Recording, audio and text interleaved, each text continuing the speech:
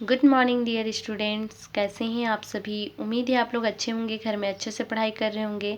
Class 8 science subject में हम chapter 12 पढ़ रहे हैं बच्चों, जिसमें हम पढ़ रहे हैं ऊर्जा के स्रोत। बच्चों, हम ऊर्जा के स्रोत में सारणी 12.2 पढ़ चुके हैं, जिसमें हमने देखा बच्चों कि स्रोत जो समाप्त हो रहे हैं जैसे कोयला, और स्रोत जो समाप्त नहीं हो रहे हैं पवन, है ना। इसी प्रकार से जो हमारा समाप्त नहीं होने वाले हैं और समाप्त होने वाले हैं, इस प्रकार के स्रोत के बारे में हम पढ़ चुके बच्चों।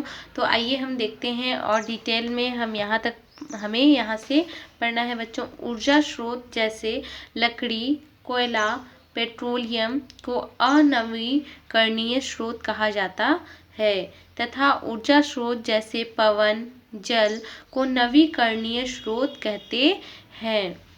नवीकरणीय स्रोत प्रचुर मात्रा में उपलब्ध है। प्रचुर मात्रा में बच्चों यानी कि भरपूर मात्रा में, है ना, उपलब्ध है, बहुत अधिक मात्रा में उपलब्ध है, तथा इनके उपयोग से पर्यावरण को हानि नहीं पहुंचती है ना। यदि हम इनका प्रयोग करें बच्चों, जैसे पवन का, जल का प्रयोग करें, तो इनका प्रयोग करने से, यानी कि ये किसके अंतर्गत आते हैं, नवीकरणीय स्रोत के अंतर्गत आते हैं बच्चों।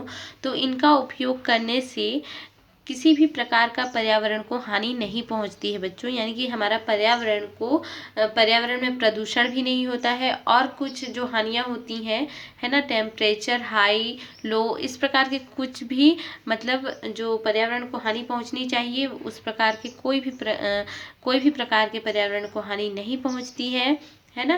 किंतु अनवीकरणीय स्रोतों पर भविष्य में भी ऊर्जा प्राप्ति के लिए निर्भर नहीं रहा जा सकता, है ना। कहने का मतलब है अनवीकरणीय, हम देखते हैं बच्चों यहाँ पर अनवीकरणीय के अंतर्गत लकड़ी आते हैं, कोयला आते हैं, पेट्रोलियम, है ना।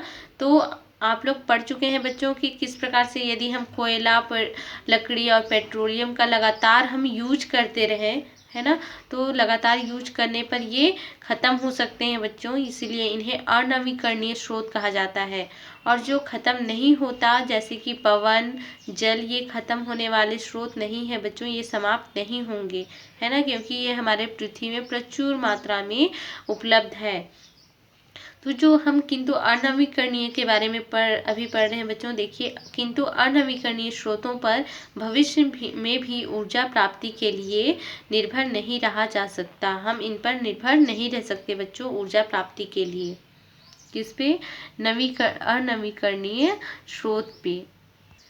इनके उपयोग से पर्यावरण को भी हानि पहुंचती है, अतः इनके समाप्त होने के पहले ही हमें अन्य ऊर्जा स्रोतों को खोजना होगा। तो बच्चों, जिस प्रकार से कोयला हमारे पृथ्वी पर बना हुआ है, हम जानते हैं कि कोयला कहाँ से प्राप्त होता है, जो पेड़ पौधे बहुत करोड़ों वर्षों पहले दबे हुए हैं और उनके दाब और दबाव के कारण, है ना, गर्मी के कारण वे किसमें बदल जाते हैं, कोयला का रूप ले लेते हैं, है ना। पेड़ पौधे के जो अवशेष पदार्थ होते हैं बच्चों, वो कोयला का रूप ले लेते हैं। तो जो बना हुआ है वो क्या होगा, यदि हम अपने दैनिक जीवन में बहुत अधिक मात्रा में उसका उपयोग, कोयला का उपयोग करते जा रहे हैं, पेट्रोलियम का उपयोग करते जा रहे हैं, है ना, तो अधिक से अधिक मात्रा में प्रयोग करने के कारण वो एक समय पे समाप्त हो जाएगा, और हम फिर जो ऊर्जा के लिए हम उस पर निर्भर नहीं रह सकते, है ना। इसलिए हमें क्या करना है, इनके समाप्त होने से पहले ही हमें अन्य ऊर्जा स्रोतों को खोजना है। आइए देखते हैं 12.8 सौर ऊर्जा के बारे में, है ना। सौर ऊर्जा आप जानते हैं बच्चों, सौर प्लेट जो लगे हुए हैं उसके बारे में भी जानते हैं, जिसके द्वारा हम विद्युत प्राप्ति करते हैं, यानी कि लाइट्स जो होते हैं जल सकते हैं। जहाँ पर बिजली की, यानी कि लाइट्स की प्रॉब्लम होती है बच्चों, वहाँ घरों में बिजली नहीं पाए जाते हैं, दूर जो पहाड़ एरिया होता है, पहाड़ वाले एरिया होता है, वहाँ पर बिजली नहीं होती, वहाँ पर इस स्रोत के द्वारा, सौर ऊर्जा के द्वारा बिजली पहुँचाई जा सकती है ना। और देखिए, सौर ऊर्जा के बारे में, क्या सूर्य की ऊर्जा प्राप्ति का स्रोत हो सकती है? तो बिल्कुल बच्चों, सूर्य की ऊर्जा प्राप्ति का स्रोत हो सकती है ना। सूर्य के द्वारा हम ऊर्जा प्राप्त करते हैं बच्चों। क्या सूर्य से प्राप्त ऊर्जा का उपयोग भोजन पकाने में किया जा सकता है? आइए एक क्रियाकलाप करें। तो बिल्कुल बच्चों, सौर ऊर्जा के द्वारा हम भोजन भी पका सकते हैं। आइए देखते हैं क्रियाकलाप 4 में देखते हैं बच्चों, शिक्षक द्वारा प्रदर्शन। आवश्यक सामग्री में हम एक उत्तल लेंस लेते हैं, कुछ सूखे पत्ते लेते हैं बच्चों और कागज लेते हैं, है ना। सूखे पत्ते लेंगे बच्चों, ठीक है। उत्तल लेंस के बारे में आप पढ़ चुके हैं, आप जानते हैं उभरा हुआ होता है ये लेंस, और बीच में यानी कि मध्य भाग में ये मोटा होता है और किनारा भाग में ये पतला होता है, ठीक है। और हमें कागज लेना है और जो पत्ता लेना है वो सूखा लेना है।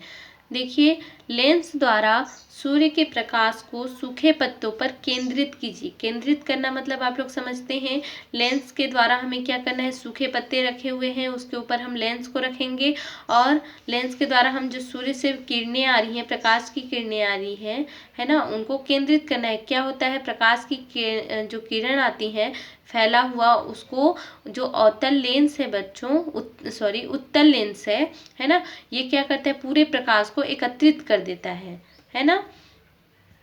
देखिए बच्चों, यहाँ पर जो हमारा ये लेंस होता है इस प्रकार से उत्तल लेंस होता है, आप लोग देखे हैं, है ना। ये बीच में उभरा हुआ होता है, किनारे पर पतला होता है। तो इस प्रकार से हम एक लेंस लेंगे, है ना, इस प्रकार से हम एक लेंस लेंगे, ठीक है। ये उभरा हुआ है, आप लोग देख रहे हैं। यहाँ पर हम क्या करेंगे, सूखे पत्ते रख देंगे, ठीक है। सूखे पत्ते हैं, ये रफ डायग्राम बना रही हूँ बच्चों, ठीक है। ये सूखे पत्ते रखे हुए हैं मान लो। यहाँ पर से जब सूर्य की किरणें आती हैं इधर से, तो ये इस प्रकार से फैला हुआ होता है ना। बहुत सारे सूर्य की किरणें आती हैं और ये सूर्य की किरण को क्या करता है, उत्तल लेंस एकत्रित कर देता है, इस प्रकार से एकत्रित कर देता है ना। सूर्य की किरण एकत्रित होता है तो क्या होता है, यहाँ पर जब पूरे सूर्य की किरण को ये एकत्रित कर देता है, इकट्ठा कर देता है, केंद्रित करता है, तो इसके जो उष्मा होती है बच्चों, उष्मा के कारण ये सूखे पत्ते क्या होते हैं, जल उठते हैं, जल जाते हैं, है ना। इसके बारे में और आगे पढ़ते हैं बच्चों। यहाँ पर देखिए, एक परखनली लेंस द्वारा सूर्य के प्रकाश को सूखे पत्तों पर केंद्रित कीजिए। कुछ देर तक केंद्रित किए रहने पर क्या होता है, तो कुछ देर पर केंद्रित किए रहने पर क्या होता है बच्चों, तो देखिए, ऐसा ही कागज पर भी करें। आपने देखा, सूर्य से प्राप्त ऊर्जा में किसी वस्तु को ऊष्मा प्रदान करने की क्षमता होती है। सूर्य की यह ऊर्जा जो प्रकाश और ऊष्मा के रूप में प्राप्त होती है, सौर ऊर्जा कहलाती है। तो बच्चों, वो वस्तु को गर्म कर देता है, बहुत अधिक गर्म होने पर वो जल भी उठता है। जैसे हम सूखे पत्ते पर भी इसका उपयोग कर सकते हैं, सूखे कागज पे भी कर सकते हैं। तो हम जब केंद्रित करके रहने देते हैं कुछ समय तक, तो देखते हैं बच्चों कि जो सूर्य का प्रकाश है, सूर्य से जो प्राप्त ऊर्जा होती है, किसी वस्तु को ऊष्मा प्रदान करने की क्षमता होती है ना, किसी भी वस्तु को ऊष्मा दे सकती है। जब केंद्रित होता है हमारा सूर्य का प्रकाश, तो वो किसी भी वस्तु को ऊष्मा प्रदान करने की क्षमता रखता है बच्चों। और सूर्य की यह ऊर्जा जो प्रकाश और ऊष्मा के रूप में प्राप्त होती है, इसे ही हम क्या कहते हैं, सौर ऊर्जा कहते हैं। तो आप सभी सौर ऊर्जा के बारे में समझ गए होंगे बच्चों कि सौर ऊर्जा किसे कहा जाता है। आइए अब एक और क्रियाकलाप करें। तो क्रियाकलाप 5 में हम और एक क्रियाकलाप करके देखते हैं बच्चों। हमें आवश्यक सामग्री में 2 परख नलियाँ लेना है। परख नली के बारे में आप सभी जानते हैं, है ना। परख नली कैसा होता है, नली आकार का होता है, यू नली आकार का, और काला खुरदुरा कागज लेना है। एक परख नली की बाहरी सतह पर काला कागज लपेट कर उसे गोंद से चिपका दीजिए। हमें गोंद पता है सबको, गोंद लेना है जिससे चिपकाया जा सकता है काला कागज को, है ना। तो हमें कहाँ लपेटना है बच्चों, परख नली की बाहरी सतह पर, है ना। जैसे यू आकार की, इस प्रकार से यू आकार की नली होती है, यू आकार की परख नली होती है। इसकी जो बाहरी सतह है बच्चों, मैं उदाहरण के लिए पेन का ढक्कन ली हूँ बच्चों, है ना। हमारे स्कूल में लैब में अवेलेबल है जो परख नली है, बीकर है, ये सभी। तो हम परख नली यू आकार की होती है, इसी प्रकार की परख नली कांच की होती है बच्चों। तो हम परख नली लेंगे और इसके बाहरी सतह को हम क्या करेंगे, कागज से, काला कागज से लपेट देंगे। किसकी सहायता से, गोंद की सहायता से हम चिपका देंगे, ठीक है, ताकि कागज पूरी तरह परख नली को स्पर्श करे यानी कि छुआ हुआ हो, टच हुआ हुआ हो, है ना। तो स्पर्श करे तथा खिसके नहीं।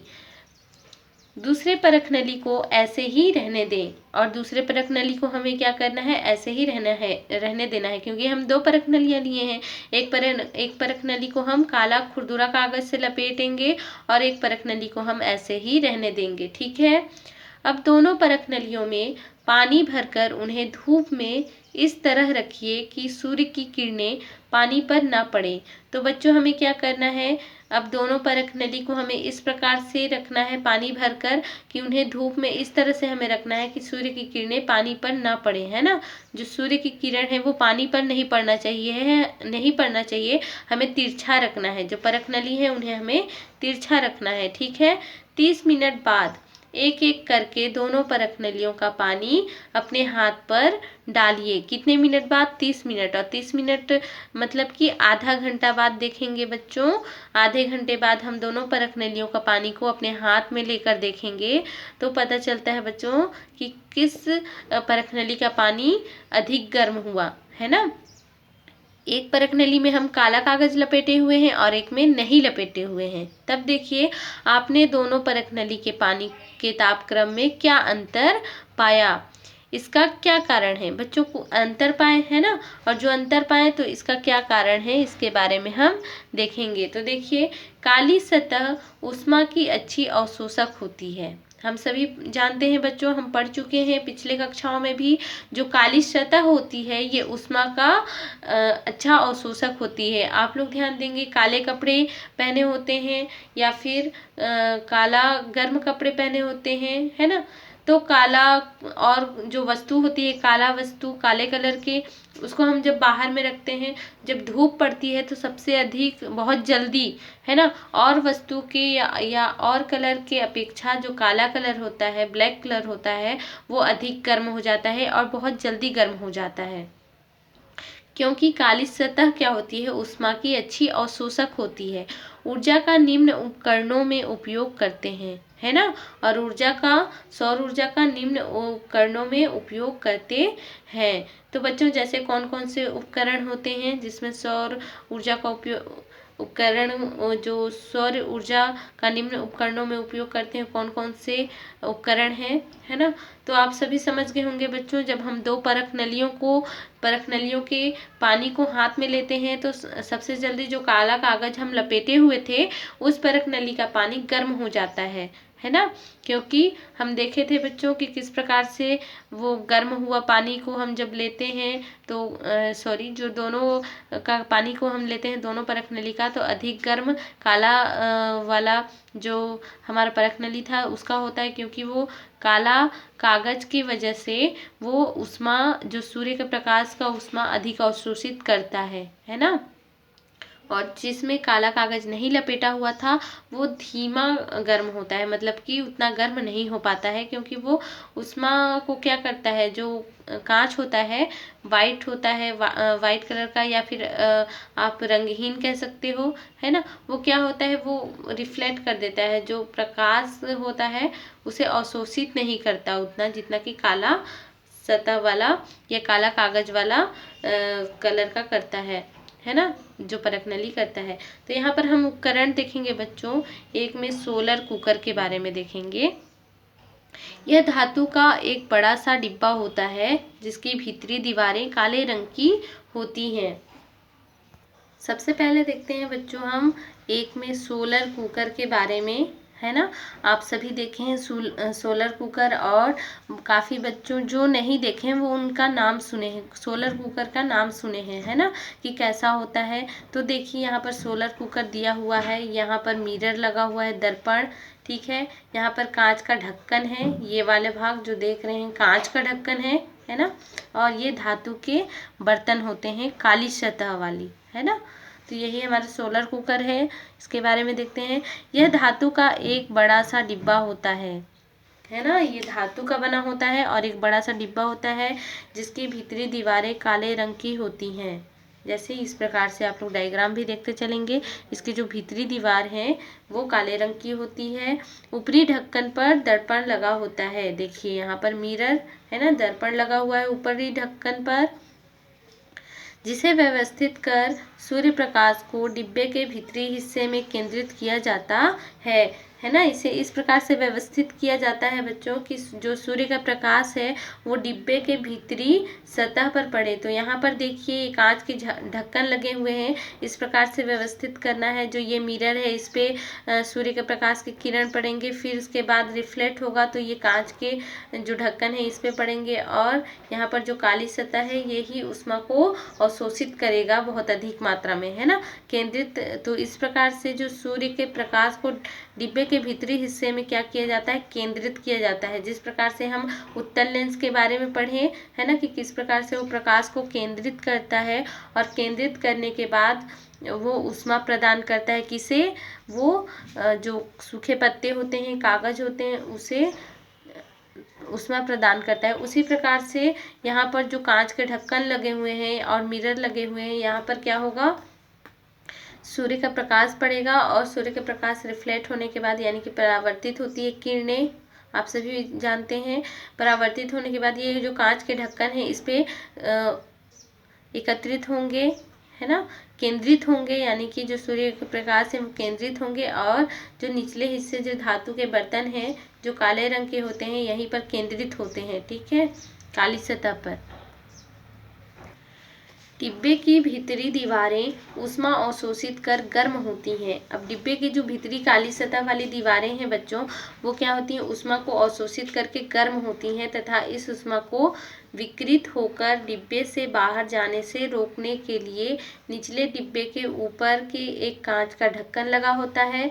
तो हम देखें बच्चों कि किस प्रकार डायग्राम में देखें बच्चों कि किस प्रकार से कांच का ढक्कन लगा हुआ है, और जब हम व्यवस्थित रूप से उसे रखते हैं सोलर कुकर को, तो वो क्या करता है, उसके भीतरी दीवारें ऊष्मा को अवशोषित करके और ऊष्मा को विकृत होकर, है ना, विकृत होकर डिब्बे से बाहर जाने से क्या करती है, रोकने के लिए निचले डिब्बे के ऊपरी के एक कांच का ढक्कन लगा होता है ना, ताकि जो एकत्रित किए हुए ऊष्मा होते हैं वो बाहर ना निकले।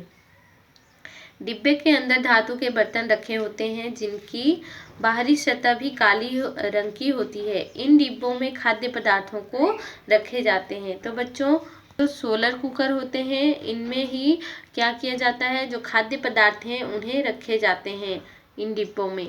बच्चों आपका ये होमवर्क है कि आप इस सोलर कुकर का डायग्राम बनाएं और इसे अच्छे से समझें। कहाँ पर दर्पण लगा होता है, कहाँ पर कांच का ढक्कन लगा हुआ होता है, और कहाँ पर हमारे धातु के बर्तन होते हैं और किस रंग के होते हैं, है ना। तो इसके बारे में आप लोग अच्छे से जानें, इसलिए इसका डायग्राम बनाकर आप लोग आज होमवर्क में दिखाएंगे। तो बच्चों ये डायग्राम बनाने के बाद आप मेरे व्हाट्सएप नंबर पर सेंड कर देंगे, ठीक है। सेकेंड में बच्चों हम सौर जल ऊष्मक के बारे में पढ़ेंगे। हम नेक्स्ट वीडियो में पढ़ेंगे बच्चों सौर जल ऊष्मक के बारे में, ठीक है बच्चों। Bye bye, take care.